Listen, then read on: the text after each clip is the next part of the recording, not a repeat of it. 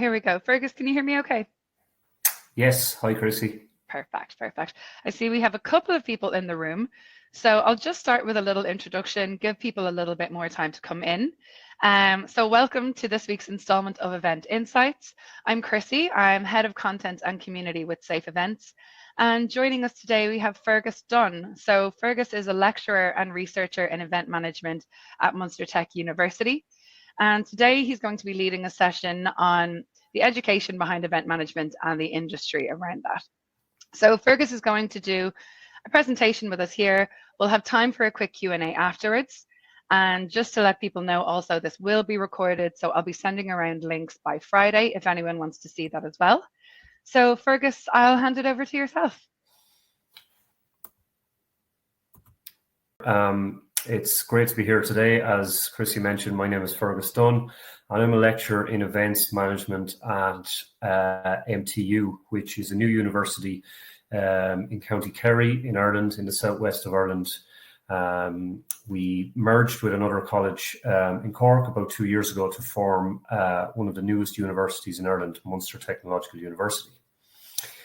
So as I said, great to be here today. I joined a number of these Events Insight webinars during COVID, and I found them really interesting and engaging. I met some great industry contacts through them as well. So I was delighted to be invited by Mark and the team at Safe Events to participate and lead one of the current series of Event Insight sessions.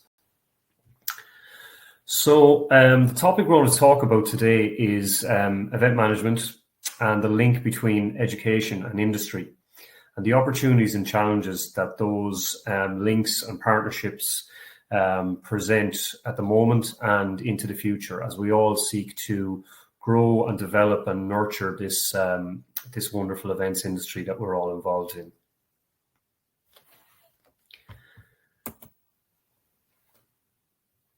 Now, this might seem like an unusual place to start, but this guy here is Harold Macmillan, and for any students of UK Prime Ministers, he was the Prime Minister of the United Kingdom from 1957 to 1963. But I suppose more relevant for us today was he coined the iconic phrase, "Events, my dear boy, events." And I suppose that's what has us all here today in this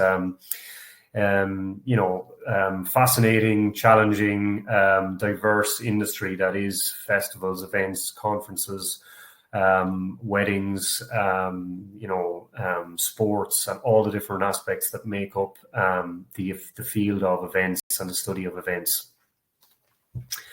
So just a little bit of background, I suppose. The events industry has been evolving and growing rapidly since the 1970s and 80s. And there is still considerable debate about what constitutes the events industry. And I have that in italics there deliberately. Academics and critics often argue that the field of events management is not actually an industry at all, and that we shouldn't call it that, because rather it is an amalgamation of many other industries, from leisure, hospitality, sport, arts, etc. Many senior people in the field of events management also do not come from an events background or do not have a formal qualification in events. Now, this is just a statement of fact. It's not intended to be a criticism. All these people have extensive on-the-job experience over many years, overseeing huge changes in how events are delivered over time. Also, many of the senior people in the events industry have either a trade or an academic qualification, or often both, which grounded them in their careers and in life from when they left school. However, partly because of this background and because of the relatively recent emergence of event management degree programs and event management as a field of academic study, there is often maybe confusion and ambiguity and even sometimes resistance to event management as a field of academic study. Just for some further background, events education, events management education has developed really over the past 25 years in the UK and Ireland. The first UK events management degree was actually in Leeds Beckett University in 1996. And from what I can ascertain, the first events management degree in the Republic of Ireland was at Dublin Institute of Technology, now TU Dublin, in 2007. So it's now a reasonably established market. There's over 400 courses from 105 providers in the UK, which seems incredible. And there's 9 degree level courses in Ireland at present. There's also been a significant rise in the number of academic journals in the area of events, which are often a kind of a barometer of the credibility of a sector or an industry from a research and an academic perspective. However, questions still remain about the credibility of event management degrees and other academic qualifications. And I suppose it's important to kind of state that and not be afraid of saying that, that there are still question marks about event management as a discipline, as a field of study, and as an academic pursuit for people.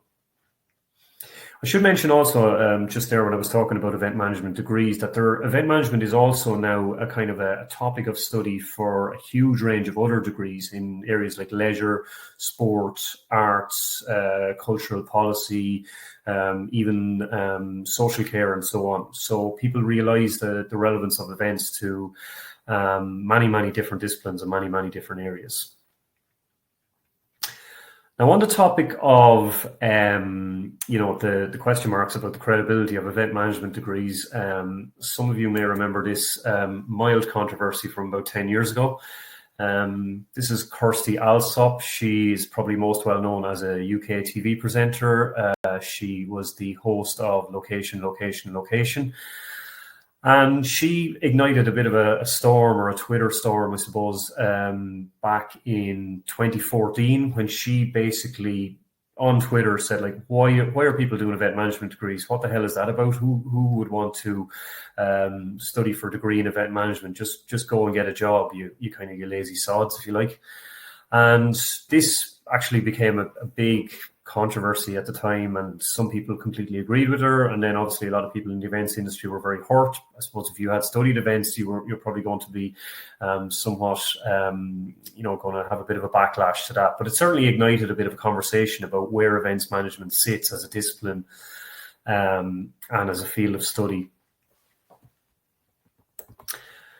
Now, just taking that on a little step further, there was some great research a couple of years ago by some colleagues in the UK in Leeds Beckett University, and they wrote a really interesting paper, which I'll try and link at the end of the session, called "It's Not Just Parties, It's So Much More: Student Perceptions of the Credibility of UK Event Management Degrees." And this was very relevant to what we're doing in Ireland as well at the moment. So these lecturers in Leeds Beckett essentially surveyed students on event management programs in the UK and asked them about, their feelings about the programs, and also how they compared with what they expected from event management degrees, from the marketing, and from what they'd been told about the programs before they actually came onto them.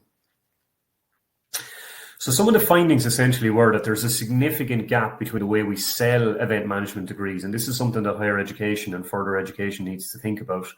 There's a significant gap between how we sell event management degrees. We tend to sell the practical, the work experience, the fun kind of side of event management degrees in our marketing materials, in our photographs, in our videos, in our course pages, and so on. Whereas the reality of university experience is often that obviously it's quite academic. It's not as practical as how it's sold, perhaps, and maybe there's not as much work experience either as the marketing suggests. Now, UK, universities and higher education colleges, when planning degrees and courses, have to put X amount of, we'll say, business modules into a business with event management degree, or arts modules into an arts degree with event management, and so on. There also has to be a kind of a significant, level of kind of higher level modules which question, challenge, and maybe look at events from a more holistic viewpoint.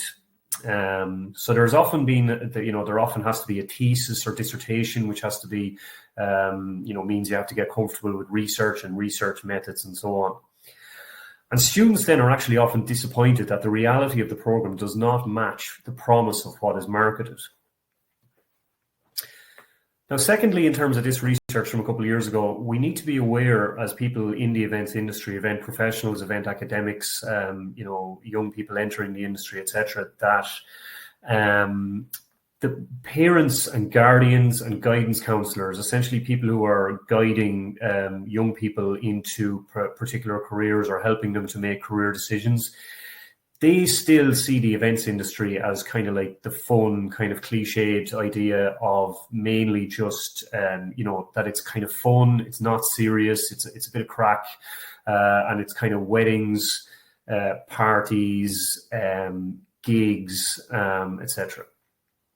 And actually, when you think about it, that's quite understandable, because there is not a huge amount of people from a generation in their kind of 40s, 50s, and 60s who have worked in the events industry and who actually understand the events industry.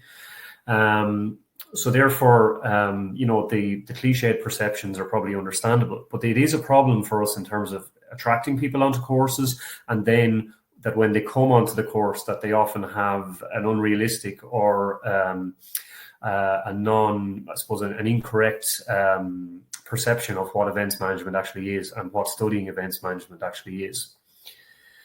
There's often, there's the thing as well that a lot of people still are guided into careers by what their parents did. So how often do you hear about a doctor becomes a doctor because maybe their parent was a doctor, or partly because of that, or a nurse, or somebody becomes a teacher because both their parents were teachers, or other different things. We don't have that in the events industry. It's something that will come with time, but it means that there are kind of queries and challenges around the perception of what an events management degree actually looks like. So I was thinking about this over the last couple of days, and I said maybe it would be useful. Many people here probably have studied event management, or certainly, have researched event management courses, but to actually ask, well, what do the components of a typical event management degree consist of, certainly in the UK and Ireland? And, having been involved in validation of event management degrees over many years in the UK and in Ireland, and also, talking to colleagues and, simple, web searches and so on, you can see that often degrees in event management sort of fall under four pillars, if you like. So there will be an events pillar. There will be a pillar whereby, you are taking quite a number of applied event modules, and I'll talk about those in a second. There will be a business pillar, certainly if it's an event degree that's linked to a business course, but most event management degrees actually have a significant business pillar, because obviously a lot of event management is characterized by small businesses, entrepreneurship, or large multinational industries that are essentially for-profit businesses. So, in a lot of event management degrees, you'll find similar business modules around things like financial management, budget planning,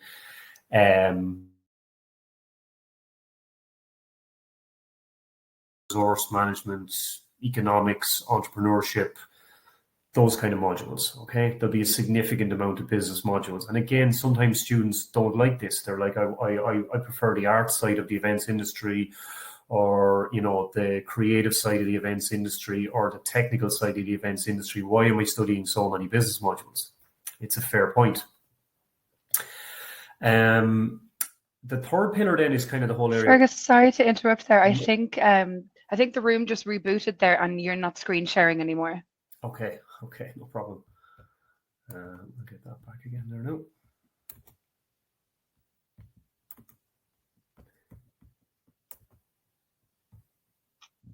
Can be a bit finicky sometimes, this technology. Sure, yeah, no problem. We'll get it back there in a second. Here we go. Yeah, there we go. Just even to make them a bit bigger, you might click on the slideshow tab there. Certainly, yeah. Yeah, there you go. Great. So again, as I was saying, the events typical event management degree kind of falls under 4 key pillars. As I've mentioned, there's a lot of event applied modules. Sorry, Fergus. I think you still just need to click from current slide there, and then actually it'll come up.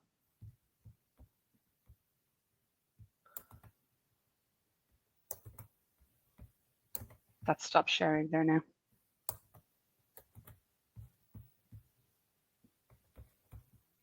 Okay, just 1 second. Sorry, completely throwing you off there now. Yes, slightly, but look, I'm well used to this from my day job, so things can go wrong. No problem. You're probably well used to students throwing you off. Yeah. So,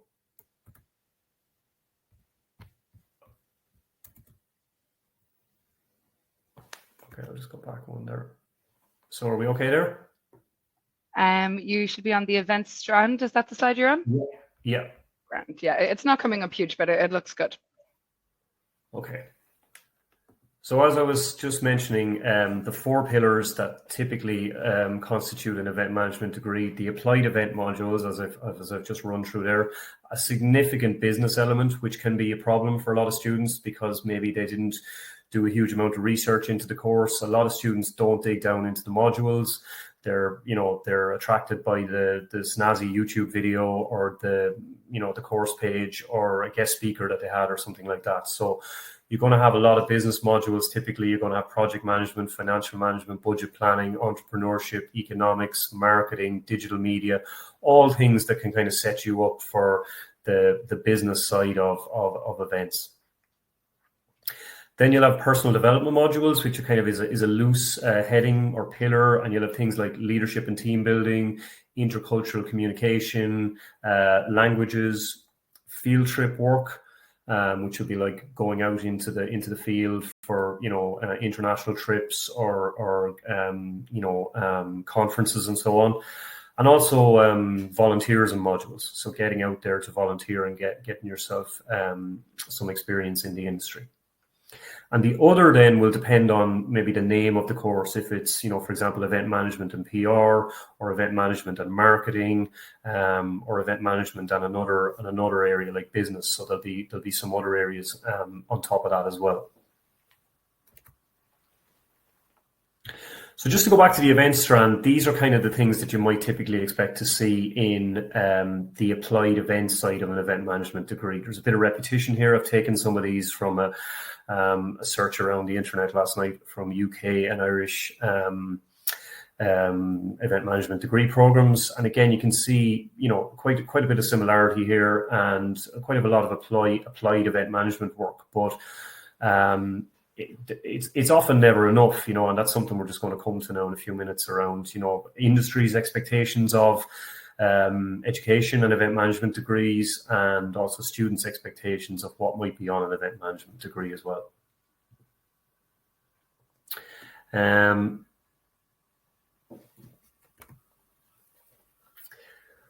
Now, again, Fletcher et al. Looking at this in 2021 said there's a lot of ambiguity about the purpose, content, and economic value of event management degrees, which then risks them being perceived as low value and therefore an uncredible route for students. And this is certainly something that's being talked about a lot in the UK at the moment, and it's also something that I suppose we're aware of in Ireland also.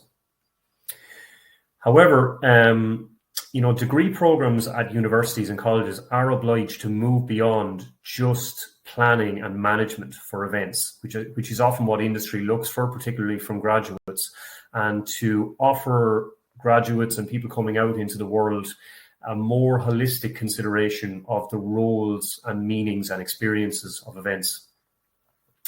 Donald Getz, who many of you will have read from, he's the noted Australian academic. He talked about the fact that event management degrees should engage with theoretical, methodological, and ethical debates in order to help develop a graduate who is what we call a reflective practitioner, and somebody who's going to be, a good citizen, I suppose, as we talk about now with all the problems that we have in society around climate and all the other political issues that we're dealing with at the moment and will be dealing with.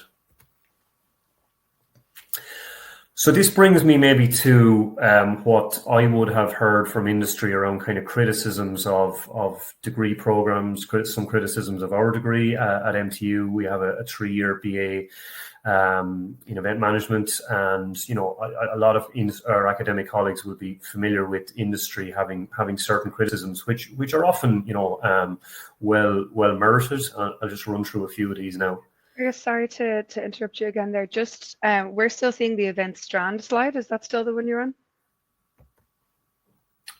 No, I've moved on now to industry criticisms. Just go back here again.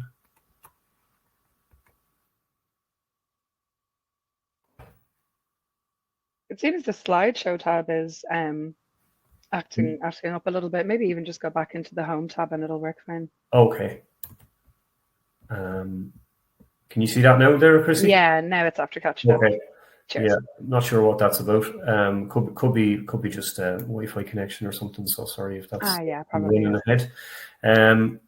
So industry criticisms. So again, many people will be familiar with these, whether they're academics or whether they work in industry. And it's a debate that we should be having. We shouldn't be kind of sensitive to criticism. And industry are the people who are employing our graduates and are obviously out there doing it as practitioners. So we've got to listen, and we have to take on board the views of industry as we try and make our programs relevant and attractive, and have graduates who are going to get out there and be the leaders in the industry going forward. So, some people, as I said, the Kirsty Alsop school of thought that, really an event management degree is not required. And, I suppose if you're to be blunt, it's not required. You can work in event management without an event management degree. You can come from a variety of different backgrounds. A lot of the leaders, again, people maybe in their 40s and 50s in the events industry don't have an event management degree, and that's fine. Some people, again, would say it's too broad, that the event management degrees are too broad, that students are covering too many topics, that they're not actually specializing in anything.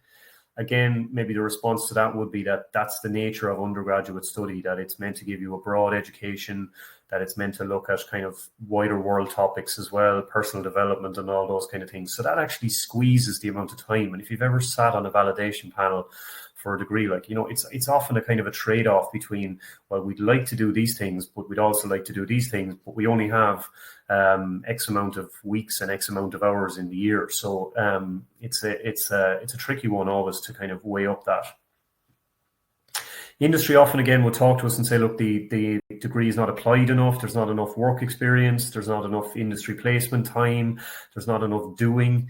Again, that's a fair comment, but again, it kind of goes back to my previous point about that there are other aspects to an academic degree that have to be very much factored in as well, around a research base and personal development and all those kind of theory modules that people have to study in business and events and other areas. Again, that criticism is too academic. You can see that sometimes because industry are thinking applied very much. They're thinking of the here and now. They're thinking of, filling particular roles. And, again, there will be that point that sometimes people feel it's too academic. And finally, then, as I've already touched on, maybe not enough industry experience and placement. So I was kind of thinking about this last night when I was just piecing all these slides together. I was saying, well, how can industry then, have its voice heard better around the makeup of degrees and the type of student graduating from event management degree programs? And there's a number of things that we can do and that we can encourage. And I suppose the simplest one is partnership with universities and colleges, like really building networks with lecturers in university and colleges, talking to them, contacting them, meeting up with them, putting your points across, identifying gaps in maybe graduates coming out or in people who are working in the industry. We have programmatic review probably every 5 or 6 years, certainly in Ireland in the events industry as well. And we would invite industry at that point we would survey industry and we would invite industry onto our panels to basically give us some guidance and some feedback on how we should do that. I know Mark from Safe Events was on our panel when we launched in 2018 and had some really invaluable insights for us that we took forward with us. Also, if you're a voice in the industry, like all the lecturers, certainly the ones that I networked with in Ireland and the UK are listening. They're on social media, they're going to conferences, they're writing. So again, if you're a voice in the industry and you want to kind of get points across, or you have something that you are really passionate about, people are listening, they are watching, and if you are a voice in the industry, your voice will be heard. Another one then is industry representative associations. We've got a kind of an interesting situation in Ireland. We've got a lot of industry representative associations. I actually was just doing up a little map of them last night, and it looks something like this. There's probably a few more as well, but we've got a lot of industry representative associations. In some ways, arguably, we've got too many. I do fully understand that a lot of these industry groups are maybe in particular areas like music or conferencing or even wedding bands. But we've got a lot of bodies kind of speaking for the industry, and some of them are dormant, some of them are active, and it just means that sometimes there's a little bit of confusion and that we don't speak with one voice as an industry. So compared to maybe the restaurants industry or the hotel industry, or other sectors that you can think of, our voice is probably not heard as much either in the media or kind of speaking with universities and colleges on courses, etc., etc. Now, with that in mind, obviously COVID was a big bomb to hit the events industry and the world, obviously in 2020, and the lack of a kind of a strong, and I say this, being mindful of all the work that a lot of people put into various representative bodies in their area, but the lack of, I suppose, of a one voice body for the events industry in Ireland probably hurt us, certainly in the early stages of the pandemic, whereby we didn't have somebody to maybe lobby for us. We didn't have a kind of a face of the events industry, and we were probably left a little bit behind in terms of government policy and so on and so forth. So I think there was a realization around that in the events industry as well at that time, and there was a lot of good work done, and some new bodies founded, and the Events Industry Alliance came into being. But we still have some challenges around that, I think, certainly in Ireland. And I know there's a huge amount of representative bodies in the UK as well. So at that time, we as event management educators in Ireland sort of started having conversations as well, because obviously things had ground to a halt and the normal routines of life had changed. And I was delighted, along with some colleagues, to found a new group called Event Management Educators Ireland in spring 2020 during COVID. So the whole idea of Event Management Educators Ireland is to develop synergies between educators teaching and researching in the festival and event management arena, and to develop big further links with the wider festival and event sector to the mutual benefit of all. So that's around things like standards, placements, career progression, having input into the development and the validation of event management degree programs, and of course research, really kind of firming up the whole industry around research and developing further the research base of the event sector worldwide, and certainly in Ireland and indeed further afield. So we've been in operation about 3 years. I know we have a similar group in the UK called AIM, the Association for Events Management Education. They're probably a good bit further down the track, but we've actually achieved quite a lot in the last couple of years, and we've really kind of formed a good network of colleagues across Ireland who are in this area, and we do a lot of collaboration on student placements and on research and on various networking and lobbying matters. So again, I can pop a little link into the chat box at the end about the Event Management Educators Ireland, but you can see here, again, we just did a little piece of work last year on where the event management degrees are around Ireland and where the possible placement opportunities are. So a lot of industry, understandably, because of the disparate industry, they don't really, they don't fully grasp where are the placement students, when do they go on placement, what are the requirements, what are they looking for. So we've tried to put a piece of work around that and to try to make it more easy for industry to actually see what's out there in terms of placement and to go directly to placement partners, because we've got 9 different universities and higher education colleges offering event management degrees now in Ireland, which is fantastic, and it's going to mean a really kind of steady stream of really smart and well-educated people coming out into the industry over the next number of years. Okay, so there are a couple of points I'd really kind of like to hone in on before we come to the end, maybe to just get people thinking about things that I've observed and that I've observed with colleagues as an event management educator over the last 10 or 15 years. So there are 2 related points. And the first one, again, I put up a kind of a slightly tongue-in-cheek slide there just to emphasize it. But the first one is about that we should all be conscious of the brand equity of the events industry. So the brand equity is basically how people feel about us as a product or as a service. Okay. McDonald's would talk about their brand equity, Coca-Cola would talk about their brand equity, and so on. And the brand equity of the events industry is pretty positive. Okay, and we should all kind of, take a moment to kind of congratulate ourselves on that, because people generally are well disposed towards the events industry. Students like the events industry, the media likes the events industry, and events are seen as kind of, dynamic, challenging. It's a fun industry where no 2 days are the same. You can progress really quickly, obviously, and again, that has been sped up a little bit post-COVID, and you get to work in an amazing environment. You get to often work on kind of like world-class projects in unusual locations all over the world. And a key thing is that the events industry doesn't actually suffer from maybe some of the negative stereotypes that the hospitality and tourism industry has been grappling with over the last 20 years around poor pay, bad work practices, and long hours.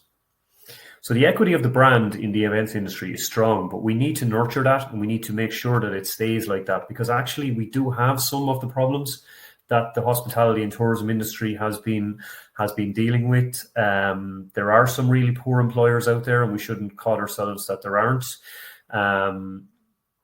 We also have problems in the industry with sometimes poor behavior of colleagues, and at times like exploitation of younger staff around work experience and volunteering and other areas, which is really unpleasant to kind of hear about and to see firsthand sometimes as somebody who is working with these students.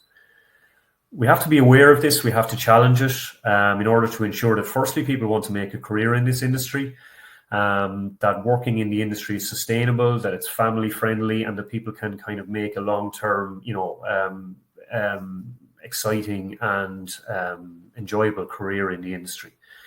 The working practices of the past are just not going to suffice into the future. We shouldn't glorify kind of crazy hours and crazy work practices. And Generation Z, who I'm going to talk about in a second, they're really just not going to put up with that. They've got huge options now in a way that kind of maybe some people on this call didn't have, or maybe our parents didn't have, and they're going to find something else. So we need to really nurture these people, because, as I said, our equity is strong, but we can't be complacent, and we do have some problems that maybe we have that have not come to the fore in the mainstream, at least, that we need to address. Okay, the next group I want to talk about are Generation Z. So you've all heard of Generation Z. We've all heard of Generation Z. But do you actually know who Generation Z are? And do you know, what do you know about them beyond kind of the cliches? So I've been working as a lecturer with Generation Z, obviously, for the last, probably 8 or 9 years since they started reaching adulthood and coming to college. Because the first thing to say is that this is going to surprise some people now, is that the eldest Generation Z are not kids anymore. They're actually 27. Okay. So there's a joke now about millennials being geriatrics. So the world is moving on quickly, and we're all getting old. And if you are Generation Z, you're from 27 years of age down. So if you're 27, you're probably 5 or 6 years into your career. and you have lived through incredible change. We've had, obviously, the recession of 2008 was seismic. We've had, terrorism. We've had, we've lived through an era of mass killings in schools in America. We've had marriage equality in Ireland. We've had abortion referendum. We've had the first black president. We've had Trump. We've had 5 UK prime ministers in the last, I think, 12 years. We had to go back to 1976 for the previous 5. So there's the rate of change, and that's not mentioning, obviously, the internet and social media, and, of course, now AI. So these guys have lived through really remarkable times. And if your kind of cliched opinion of them is anxious, shy, not maybe as outgoing as you were, well, you need to kind of think about that, and you need to sort of say, well, if that is the truth, or if that is your experience, well, maybe that's very understandable. And there's always the cliche of that this generation are, and I hear it a lot, that this generation are, that they're lazy, that they're entitled, that they don't have much get up and go, that they have to be handheld and so on. And it's probably worth remembering that every generation has been labelled with this tag since baby boomers, really. Okay. And there's a quote there about people after the Second World War that essentially older people were saying that they were we thought that they were full of radical ideas, and now that we're finding that they're lacking enterprise, and they're lacking the gambling spirit of the Americans. So it's kind of like, well, what do you want? But my experience of Generation Z as a lecturer is that they are a really interesting group. They're going to be amazing people in the industry. They care about kind of social issues in a way that probably previous generations, certainly millennials, didn't typically. They have lived through tumultuous times, so they definitely do need a bit of support. They need, they need to be nurtured. There needs to be programs in place in all businesses to kind of support them, to mentor them, to develop them, and so on.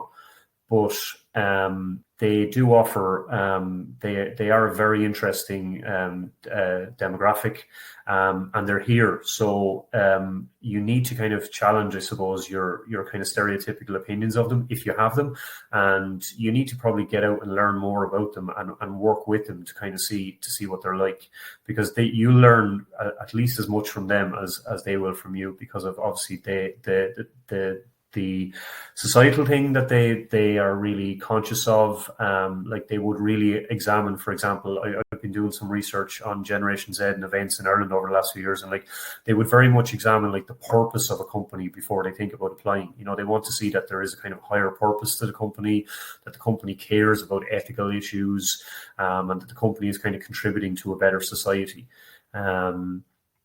So, you got to ask yourself, well, how does your business square up with their values, and are you likely to be attractive to them into the future? Okay, hope we're doing all right on time there now. Just got a couple more slides to run through.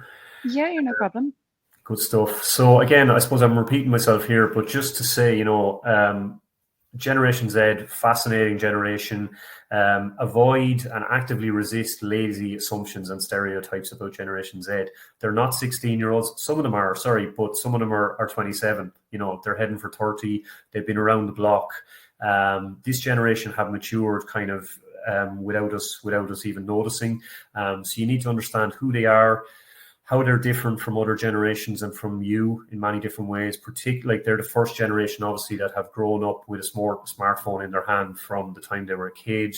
They're unbelievably comfortable on social media, on various platforms, and they're also going to be the first to adapt to AI, as we're realizing now in third level sector, obviously with assessment and stuff like that. But that's a whole other debate. You need to create and nurture a culture that Gen Z are comfortable in. Obviously, things around gender issues, how people are treated in the workplace, multiculturalism, all these kind of things are big issues for Generation Z. I would strongly encourage, and this is what I try to do, is to learn from them. They are the festival goers of today. They're not the One Direction fan of 10 years ago who was 9 is now 19 and going to see Harry Styles at Slane Castle next weekend. They're an adult. They can drink. They'll be going of their own free will. They're in college and they're going to be hopefully the leaders of tomorrow. They're going to be the conference attendees of tomorrow, and they're going to be the festival goers of the next 20 years. And again, if you hire from Generation Z, you've got to offer them genuine, and I mean genuine, opportunities to learn, grow, and develop. Okay, it was a great podcast by two young leaders in the events industry, Issa Murphy and Naomi Rose. Issa is Irish, but she's based over in the UK, that they've just launched called Meliorem Eventus. And they are really looking at kind of the way that we work in the events industry and some of the practices that we have, some of which are not kind of like deliberately exploitative, but are just kind of embedded in the industry. And that really younger workers are not going to do that anymore. They're not going to work like that. And that we need to think about how we treat people at events and how we treat people working at events. So I'll pop a link to that up at the end as well. And I would strongly encourage you to have a listen to that. It's a really good conversation. So just before I finish up then, maybe a couple of things. As I said, we probably could have had a 2-day conference on this, and there's lots of different. Obviously, people in industry will have different perspectives as well, and I'm just giving my perspective from talking to people in industry, from working in education, and from obviously dealing with undergraduate students as well. But this is a topic that really you can only scratch the surface of in 45 minutes or whatever. But if I was kind of maybe offering some insights into education and industry and the partnership around that, I know influencer is a kind of a loaded term now, but try and be an influencer for the events industry. Don't just stay in your own kind of lane and kind of worry about your own business. Try and get out there in whatever way you're comfortable with. And again, I would have to, compliment Mark and Safe Events and all the work that they've done in recent years to kind of promote the events industry and to promote the good stuff about the events industry, because I think they've done great work. But you might not be comfortable with social media, but could you do a school visit? Could you do a guest talk to transition year students? Could you actively set up a transition year program to offer a kind of a meaningful event experience for 3 days to transition year students? Try and proactively forge links with universities, higher and further education colleges as well around placement, helping them out on research, answering surveys, if they ask you to come in for a guest talk or if they ask you to sit on a panel, or just to kind of have a connection. If you're going to offer work experience and placement opportunities, make sure it's engaging, make sure it's interesting. Not every day will be amazing, but make the experience overall engaging, fun, challenging, and respectful. Because again, if people don't enjoy what they're doing in college, they might finish their degree, but then they'll move on to something else. People in the event sector have, multiple skills and aptitudes that they can take into other industries as well. So you really do have a responsibility when they go out there. It's like that kind of thing. Like there's no kind of second chance to make a good first impression. So always keep that in mind. And remember that these guys are going to be the leaders in a couple of years' time. And in terms of attracting people to the industry, because obviously we have challenges in the event sector around attracting people, just look at your business, look at the people in your business and look at your culture and your mission and all that kind of stuff. And ask yourself, are the roles that you offer likely to be attractive to a new generation? And that is the kind of under 27, the Generation Z. And finally, then, if you get a chance just to contribute to event management research, whether it be through having suggestions, interviews, answer those surveys that pop into your inbox that you probably delete and say, I haven't time to be filling out a survey, they all help us to validate this industry and to develop the industry and to create an academic base and to kind of put us on a sound footing as a field of study. Because there are people out there, as I've mentioned earlier, who don't see events still as a kind of a genuine field of academic research and study. Okay, I'm going to finish up by just saying, again, I've used this slide in previous presentations, but the events industry is a fantastic place to be. I love teaching in events. I love networking with people in the events industry. I love getting out there to events. You meet great people. It's fun. It's dynamic. It's challenging. It's actually what a lot of young people are looking for in a career, but we haven't quite kind of made the link yet with enough people to kind of come out and to consider events as a career. So we have a great industry. We should nurture it. We have some challenges, but we should also be aware that there's a huge amount of positives about the events industry. And that's pretty much it for me. If anybody wants to get in touch, I'm on LinkedIn. I'm on Twitter, mainly talking about GAA, but I'm there on Twitter as well. And you can email me also in work if you want to get in touch.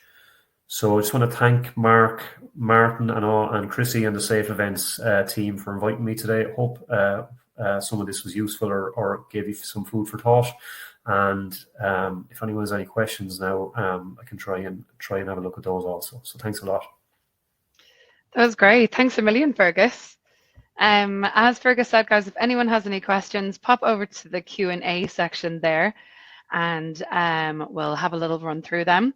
While people are thinking of questions they have, I had one myself. So, Fergus, I know we kind of chatted before this session, and I was telling you that I did my degree in marketing and event management probably around the time that it was just kind of starting in Dublin. There were no other courses at the time. And we didn't have any kind of placement or anything like that. So I think it's definitely a good thing to include that and for people to start doing placements. I was wondering what kind of placements they do get to go on, or what kind of roles they get to fill. The interesting thing is that particularly, and I think a lot of colleagues around Ireland would say this, is that since COVID, the placement opportunities have really, really developed because a lot of people left the events industry during COVID, maybe people retired or moved careers and so on. So it has actually had an accidental benefit for younger graduates or younger, people in college and graduates to get better placements, like, stereotypically like you were making the tea in the event or you were the runner or something like that. But we really wouldn't encourage that now. Like, we would really look carefully at the placement. We would look at, like, what is the role? What are the key objectives? So what are they getting? They're getting like, events executives, working on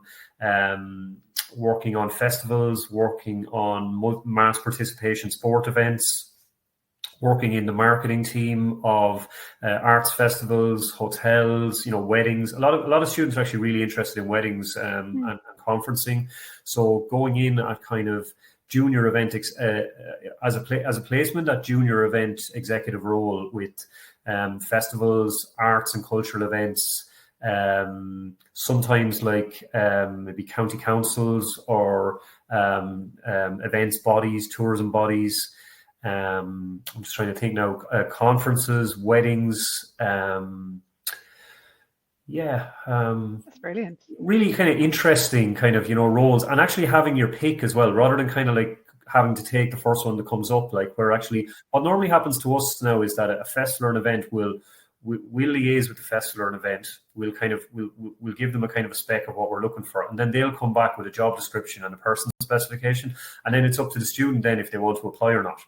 So so the student gets to pick. They kind of get to say, no, I don't like weddings. I'm not going into weddings for the summer, even if it's just for a summer. Or I'm not into festivals, but I'd like to do something in marketing or something like that. And you get to kind of apply, and then it's like, does the fit work? Does the festival or the event work for that student?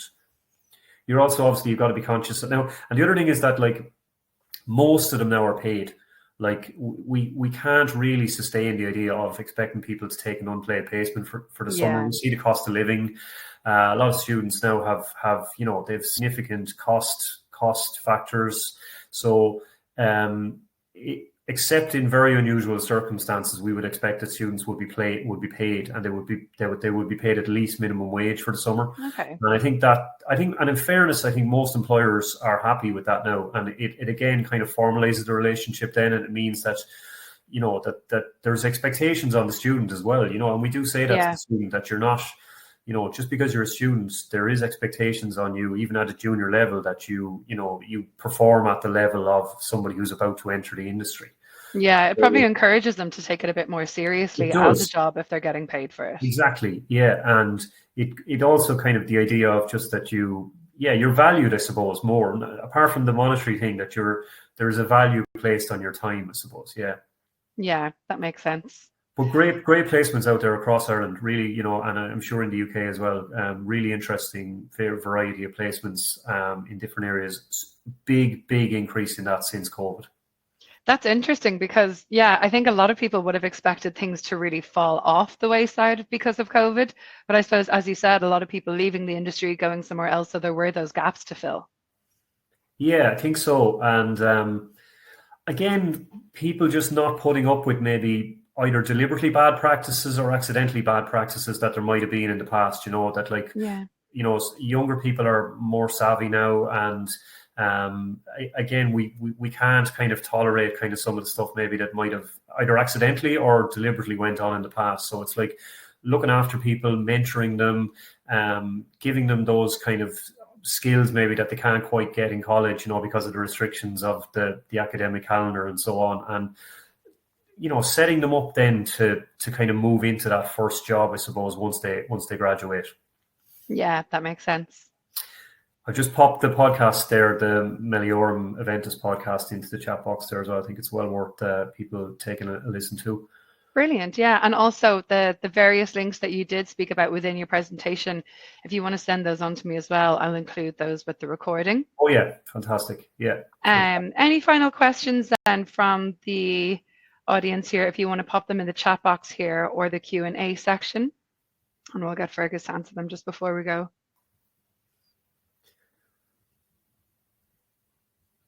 Thanks, John.